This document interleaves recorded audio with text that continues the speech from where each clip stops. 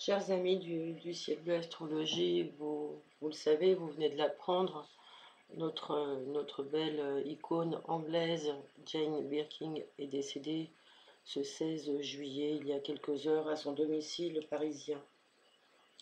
C'est pour lui rendre hommage que j'ai retrouvé ce que j'avais pu élaborer pour elle en hommage à cette belle personne. J'avais rédigé un article, je croyais avoir fait un podcast mais non, je ne me souviens plus. En tous les cas, j'avais pu travailler sur une approche tout à fait particulière euh, et avoir une lecture de son thème natal un peu différente. Et aujourd'hui, pour lui rendre hommage, eh bien, je vous propose d'en prendre connaissance sous la forme donc d'un podcast, avec toute l'affection bien sûr que et la réserve et bien sûr la bienveillance que derrière ces messages, derrière ces traductions astrologiques, euh, nous sommes en train d'élaborer une pensée de condoléance, une pensée de soutien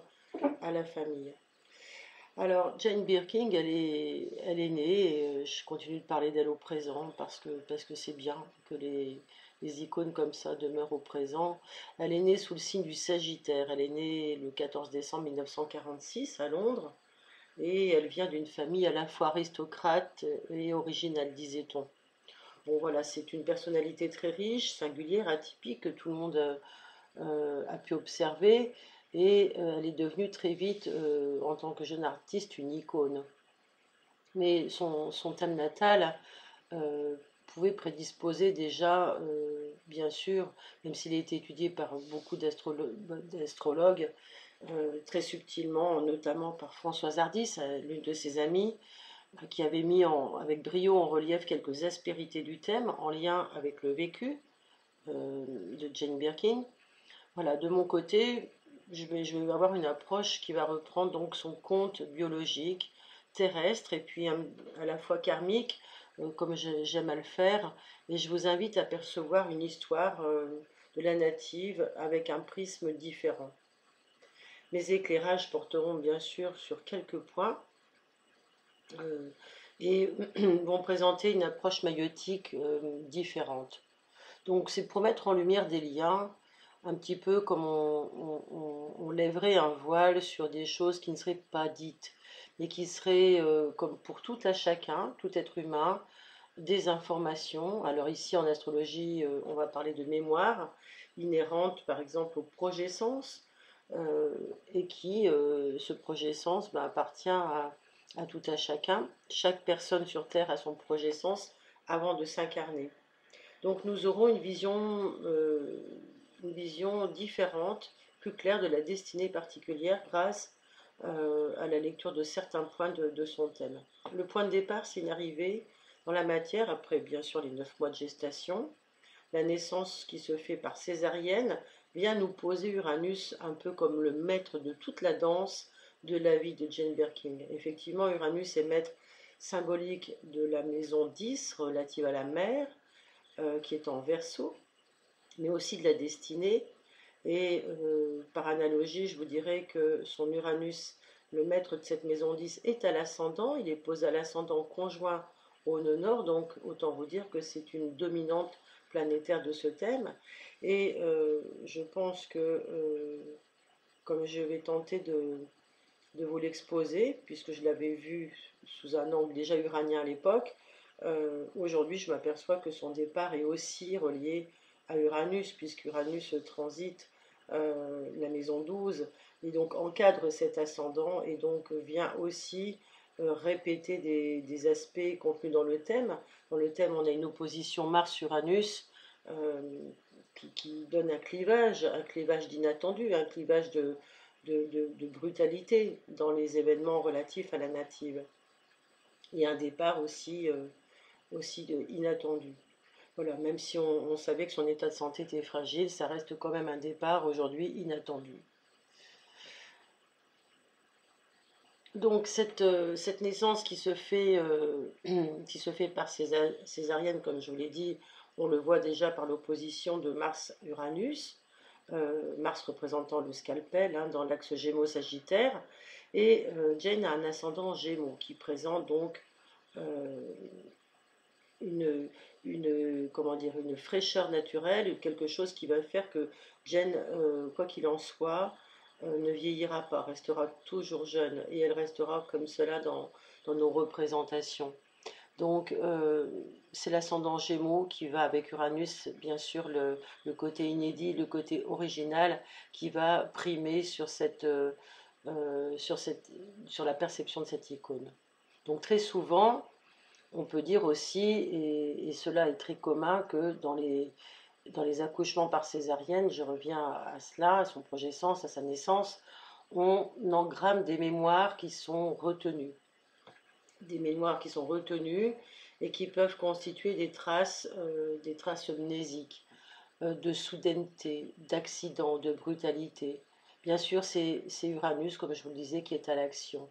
Et donc, dans l'intime de la native, comme pour tout fœtus qui vit cela, eh bien, il y a des messages qui sont des messages de brutalité, de soudaineté.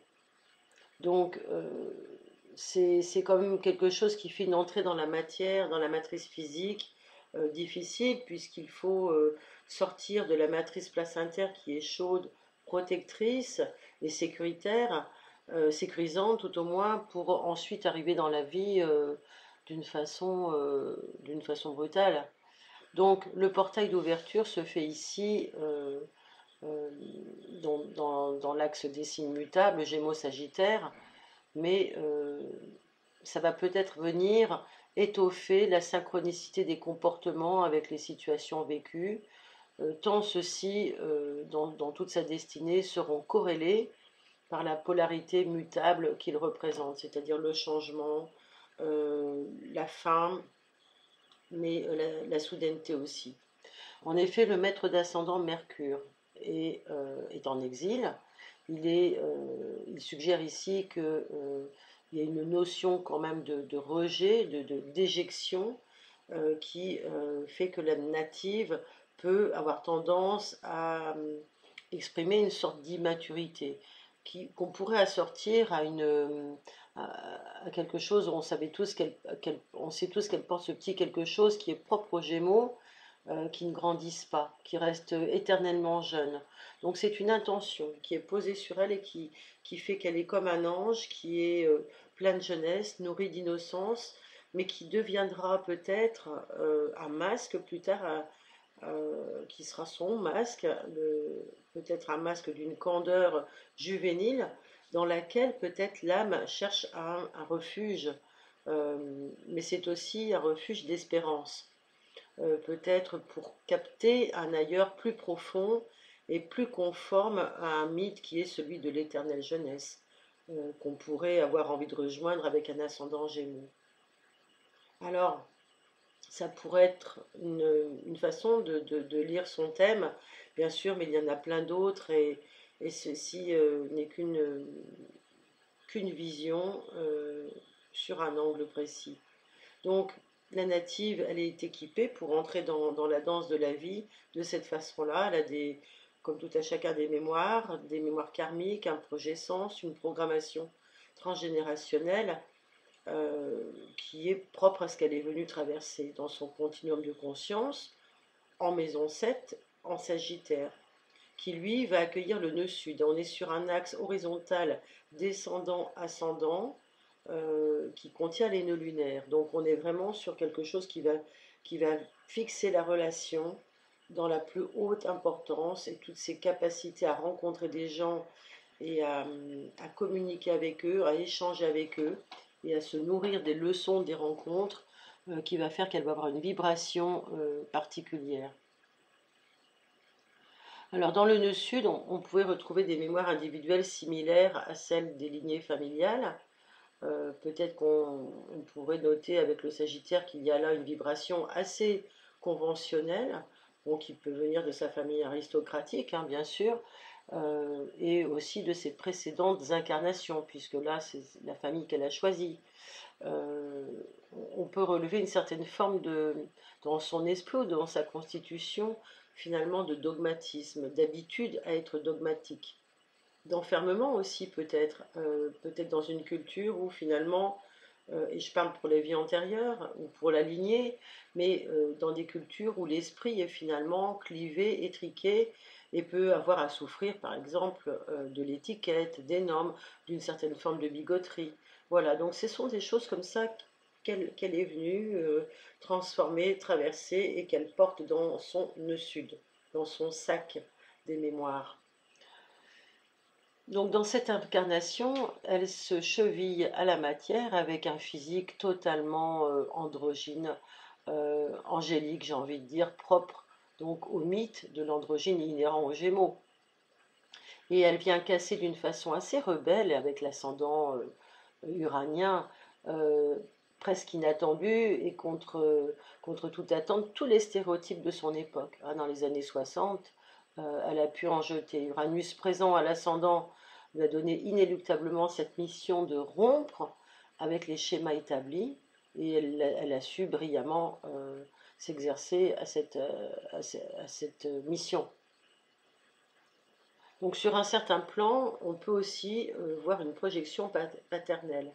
Alors ne serait-ce pas là ce que sa propre mère aurait souhaité faire, une carrière d'actrice, peut-être aussi, vous voyez, il y avait cette question-là qui à un moment donné s'était posée, et bien souvent les enfants sont le prolongement d'un souhait parental ou de l'un des parents. Mais là, on peut voir un prolongement avec une provocation quand même subtile. On est, euh, on est sur une mémoire de hors-norme hein, qui soutient et qui sous-tend l'élan de la native.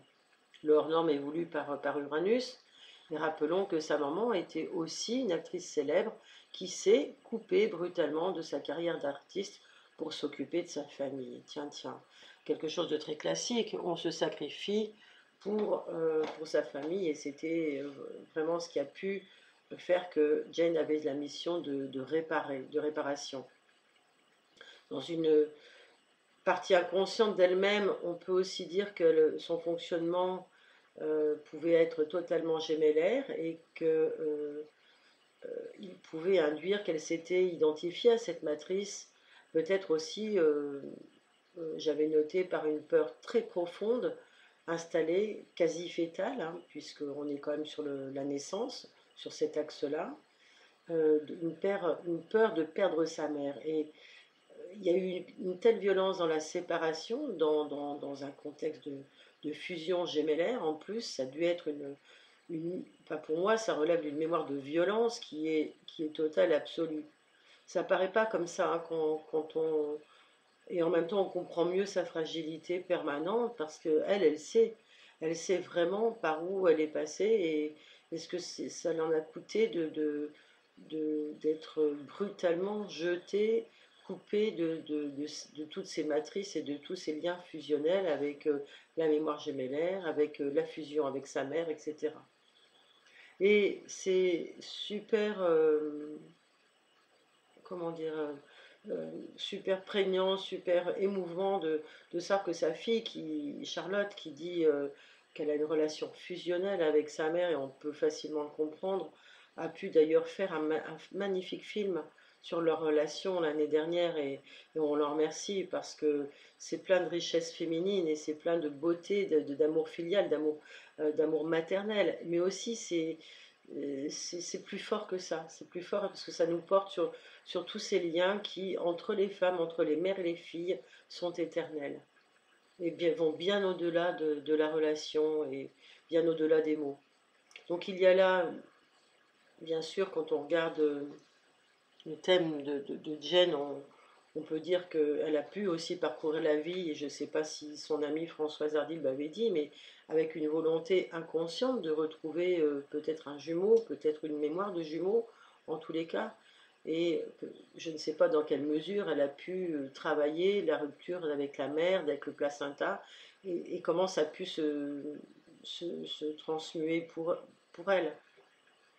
En tous les cas, euh, cette, euh, cette incarnation nous dit bien que, par l'expérience, en tout homme, en toute femme, il y a une partie mortelle, il y a le corps physique, et cette partie immortelle, l'âme, qui doit cohabiter en bonne intelligence durant la vie terrestre commune. Et s'il y a une difficulté, peut-être de se savoir ou de se définir dans un sexe ou dans un autre, on éprouve bien ici le mythe manifeste de l'androgyne. Mais visiblement, la native a très bien réussi à transcender ses mémoires d'androgyne, de mythe, ces archétypes, on va dire, ou ce pattern, puisque elle a su, moi je trouve, dégager une féminité incroyable et, euh, et porter les valeurs du féminin jusqu'à sa mort.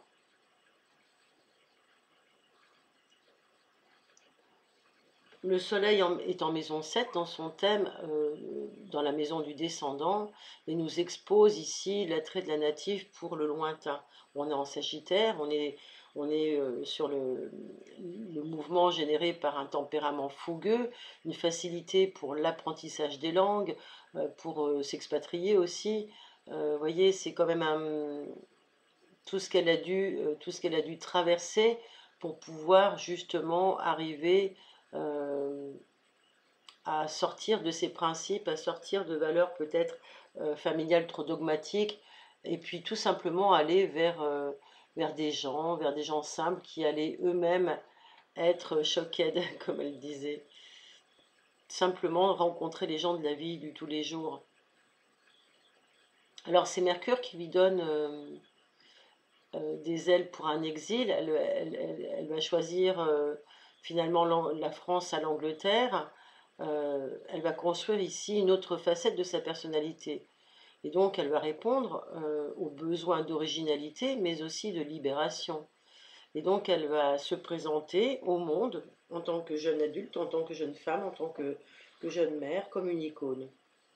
Dans son enfance, ces jeunes filles qu'elle a quitté le giron familial, elle a su profiter, bien sûr, c'est son côté sagittaire, son côté affaires, elle a pu profiter du réseau professionnel de sa mère, elle était déjà dans le milieu, descendant sagittaire maison 7, sa mère, actrice célèbre dans le swinging londonien, a pu décrocher déjà quelques contrats pour sa fille, euh, et ensuite, elle va venir faire les années 70 à Paris. Donc, elle est toujours menée par son Uranus à l'ascendant. Elle va entrer petit à petit dans le monde du cinéma, de la scène et sous les projecteurs reproduire, suivre le chemin sillonné par sa mère. Elle va être aidée par l'air du temps, c'est vrai, par l'époque, qui est appelée au renouveau et au modernisme, et c'est vrai que son image va rafraîchir les écrans, va éclaircir la scène et le spectacle, et donc elle pourra aisément bouleverser les codes, jouer sur aussi la rapidité à devenir rapidement une artiste originale, inattendue, qui va défrayer les chroniques. Bon, même si elle a eu on va dire un très subtil coup de pouce de Prométhée qui est propre aux Uraniens, il faut le dire, qui se sentent capables de, entre guillemets, savoir plus que leur père.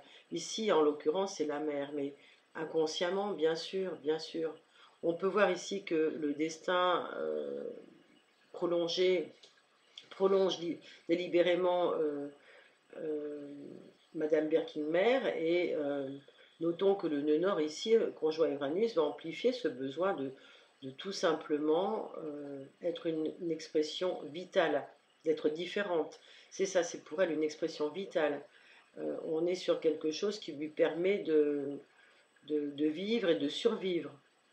N'oublions pas que le milieu de ciel est opposé à Saturne-Pluton au fond de ciel. Euh,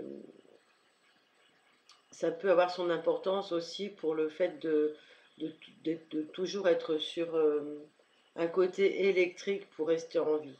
Voilà, d'être toujours dans une forme d'excentricité permanente et dans une conscience de la libération et de ce qu'il faut faire pour être tourné vers l'avenir. Entrée dans l'adolescence, on peut dire que sa singularité s'est clairement distinguée au moment même où Jupiter progressé est arrivé sur le maître de son ascendant et a reformé une opposition avec celui-ci. Alors, on peut y voir l'épreuve traversée d'un monde hostile, nouveau, dans lequel elle est peut-être aussi le lieu de moquerie, le lieu de raillerie et un sujet dont on se moque. Elle-même reconnaîtra toute jeune qu'elle physiquement elle ne pouvait espérer plaire et se sentir désirable. Elle est venue avec ce bagage-là de lune noire en Sagittaire qui l'a coupée dans l'accès à la coupe de sa foi. Donc on se moquait de son physique de garçon manqué, jusqu'à ce qu'elle aille en internat. Et à l'internat, à l'âge de ses 16 ans, eh bien, il y a un jeune homme charmant qui l'invite à boire une orangeade avec 2 pailles. Et là, elle va réparer quelque chose, elle va se rassurer, et elle va pouvoir enfin retrouver sa part belle de gémellité. Et même si elle garde, elle conserve un complexe d'infériorité, de timidité, peut-être aussi d'ambivalence, euh, elle pourra se sentir, comment dire, bien que dans l'ailleurs. L'ailleurs, elle va le retrouver dans l'exil avec Mercure, mais elle va poser l'hégémonie de la jeunesse, elle va poser le postulat de la jeunesse en grandissant, c'est ce qui va la sortir de ce complexe d'infériorité.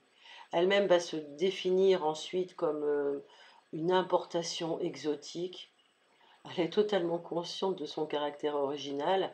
Elle est nourrie par une énergie puissamment attractive, magnétique, électrique. Elle est ouverte sur la curiosité, sur toutes les formes artistiques, intellectuelles, on va dire. Ça, et tout cela est associé à sa légèreté, à son enthousiasme. Et donc, elle va donner, elle va remettre un petit peu du sang neuf dans tous les tuyaux et elle va donner l'impression de relever les défis, les épreuves de sa vie avec une forme, on peut dire cabotine, un petit peu cabriole. Voilà. Elle est innocente, elle est impudique, elle est comme par inadvertance, elle peut tout se permettre. Elle a le charme, la voix, la petite voix, elle a le physique d'un ange que le temps n'effleurera jamais que par des caresses. Et elle reste aujourd'hui un ange. Alors, toujours dans le langage des symboles astrologiques, si l'on regarde son axe horizontal, toujours Gémeaux Sagittaire, on peut y voir l'un des axiomes phares du thème.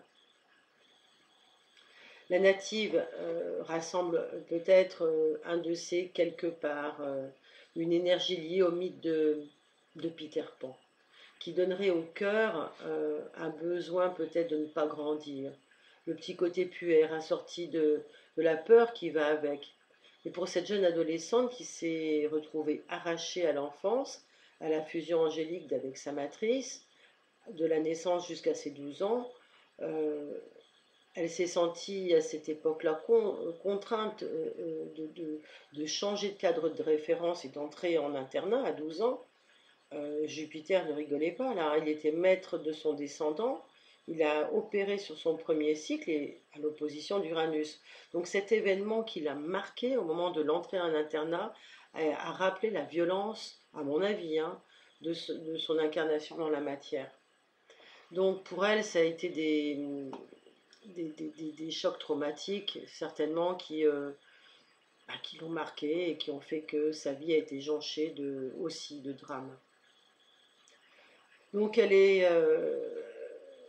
va se réfugier à cette époque-là dans l'écriture d'un journal de vie, un daily, et cette épreuve va lui permettre peut-être d'apprendre à clarifier ses idées, à s'efforcer de communiquer plus simplement, même si elle reconnaît qu'elle a été encouragée, comme tous les Anglais, à écrire petit dans un journal intime.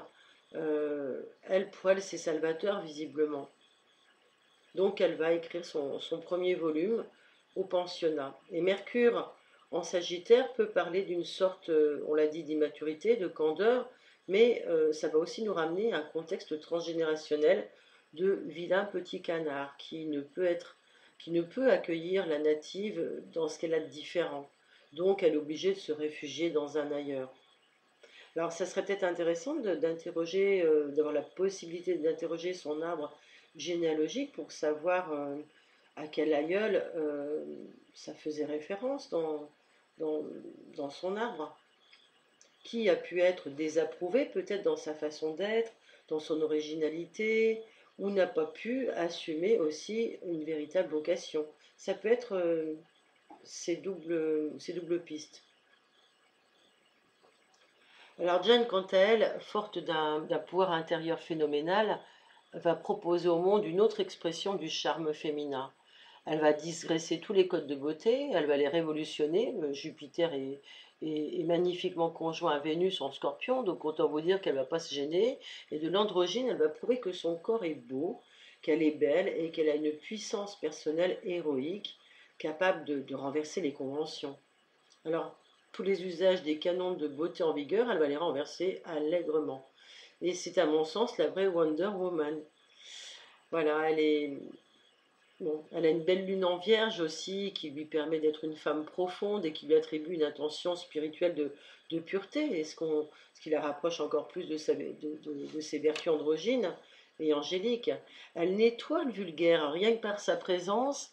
Même si elle associe son féminin à quelque chose de très érotique, euh, elle purifie la chosification érotique du sexe féminin, justement. Donc ça, je trouve ça intéressant parce que elle va reprendre le flambeau du sexe symbole qu'elle revisite en posant en nu, simplement, mais d'une façon très candide.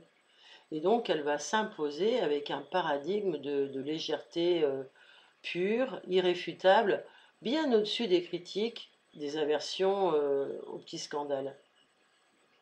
Alors, c'est beau d'avoir pu vivre cela, j'en conviens, c'est pas quelque chose qui aujourd'hui pourrait se retrouver sur TikTok ou autre. Enfin, je pense on a passé des étapes là.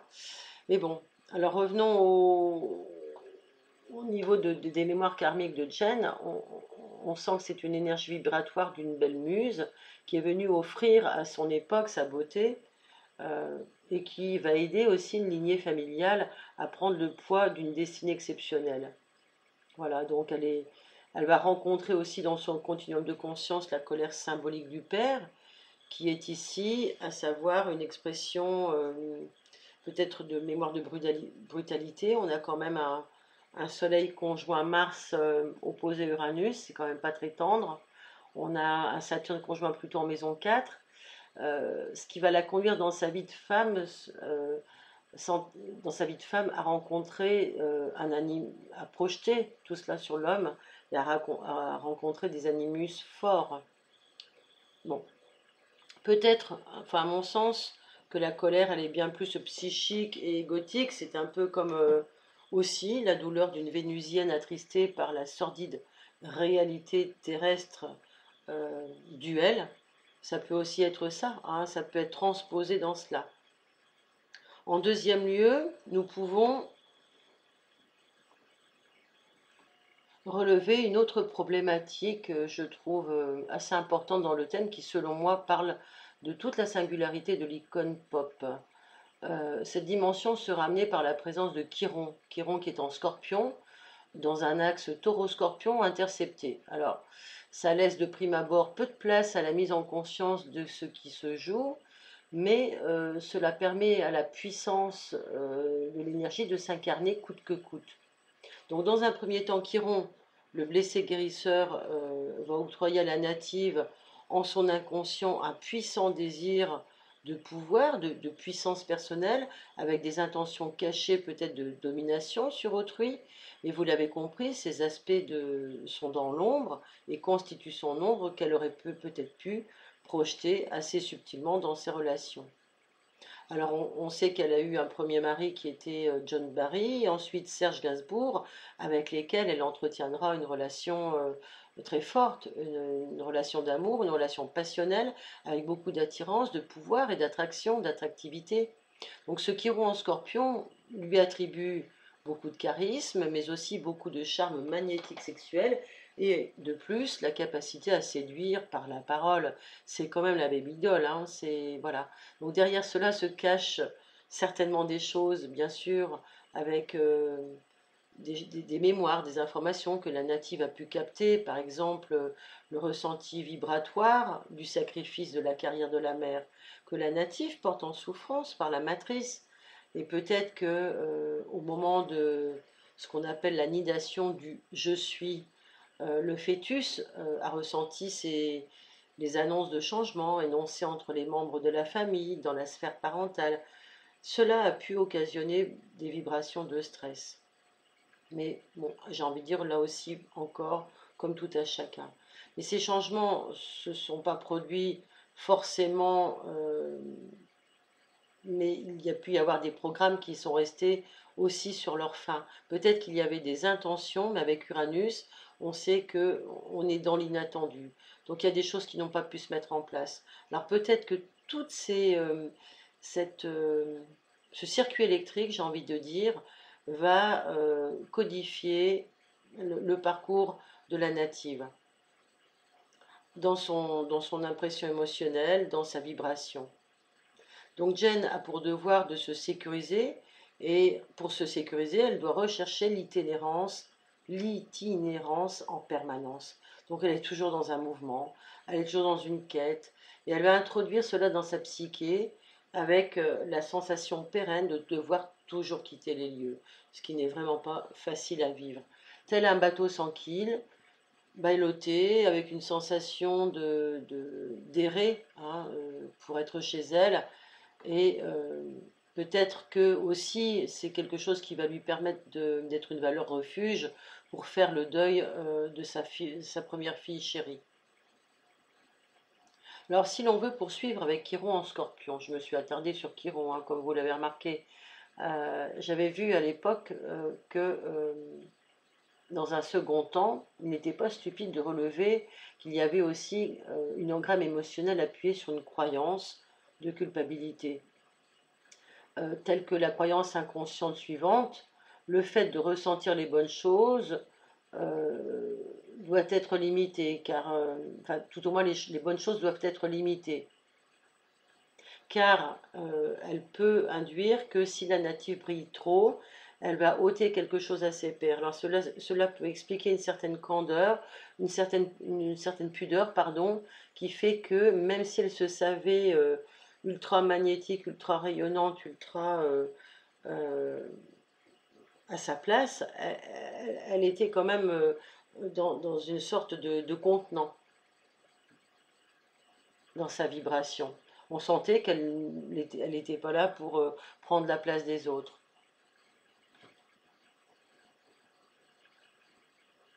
Alors, bon, la culpabilité de Chiron en Scorpion n'est pas un masque, hein, c'est quelque chose qui entraîne le schéma répétitif, mais derrière, peut-être que la véritable cause, c'est la peur incommensurable, inconsciente, de destruction massive de son propre pouvoir. N'oublions pas la Saturne et Pluton en maison 4, qui est en Lion, donc c'est quand même, alors, en même temps la frustration, mais en même temps, c'est un pouvoir qui doit être contenu. Hein.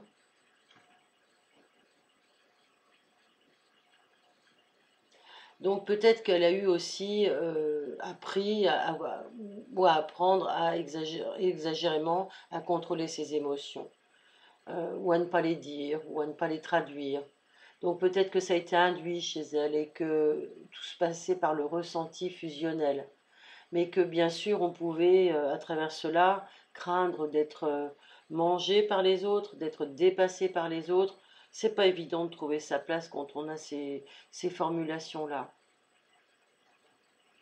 De plus, dans l'histoire biologique de la native, on peut dire qu'il est ainsi primordial de reconnaître tout ce qui est de l'ordre de la pulsion, tout ce besoin à l'intérieur qui exprime un besoin de retour aux sources. Donc, ces natifs-là, ils doivent lutter tout au long de leur vie pour ne pas passer le cap de retourner aux sources plutôt que prévu. Et c'est ce courage qu'elle a déployé jusqu'à aujourd'hui, on peut l'en féliciter. Et je pense qu'elle était dotée d'une véritable conscience, d'une véritable lumière et d'un véritable amour, amplifié par sa conjonction Jupiter-Vénus. Voilà, je pense que vraiment elle avait ça pour elle, qui lui donnait conscience avec un beau quinconce avec Uranus, qui lui donnait conscience de cette force d'amour.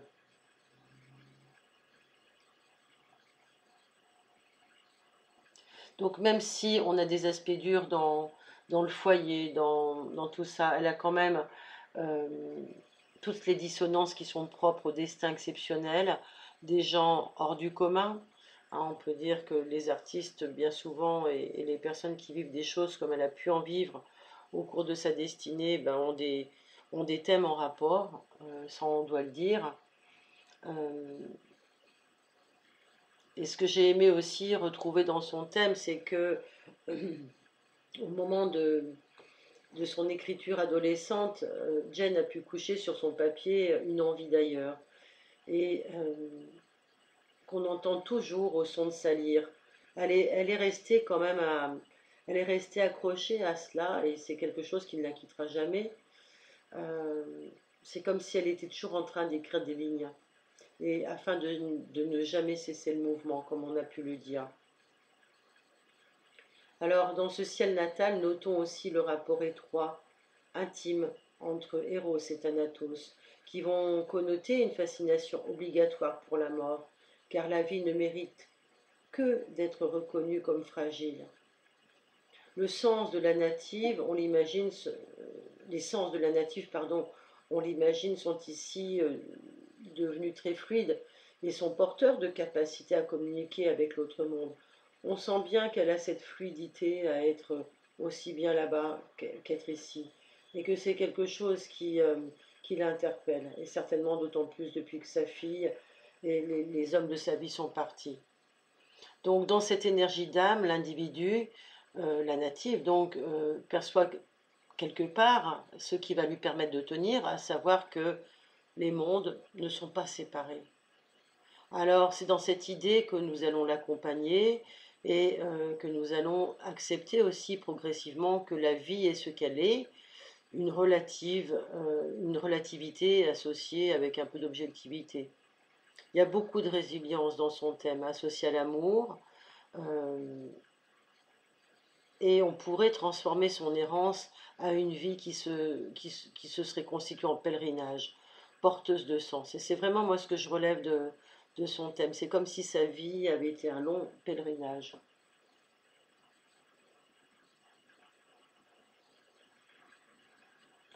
Ça va rester une muse qui va inspirer certainement encore d'autres générations. Et tout ce qu'elle aura pu faire euh, et nous retraduire dans le dernier film qu'elle a tourné avec sa fille va être riche de toutes ces confidences intimes et de toute cette force du féminin que je vous invite à redécouvrir. Voilà, donc je vais m'arrêter ici pour cette lecture de son thème, qui est une adaptation donc, de ce que j'avais pu écrire en 2021 sur mon précédent site. Voilà, je vous transmets toute l'affection, toutes les meilleures pensées que nous avons pour Jen en ce moment et pour sa famille.